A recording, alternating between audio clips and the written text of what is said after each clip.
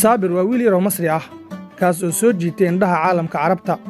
Caadiyan inta badan warbaahinta casriga ah waxay samaysaa barnaamijyo su'aalo lagu weydiiyo dadyowga.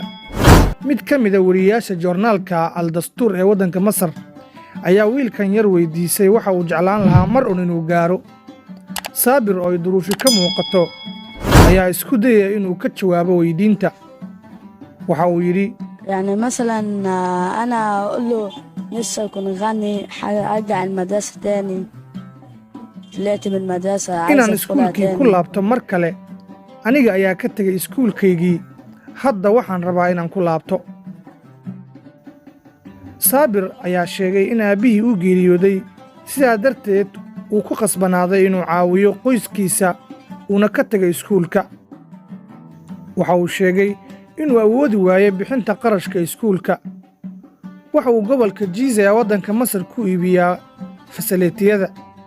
baraha bulshada caalamka gaar ahaan kuwa Carabta ayaa si weyn looga falceliyey arrintiisa.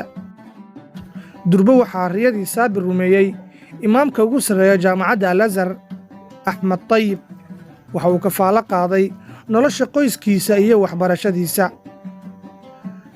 bulshooyinka Carabta ee ka falceliya arrintaasi ayaa sheegay in carruur la mida Saabir ay ku badan yihiin waddamada Carabta.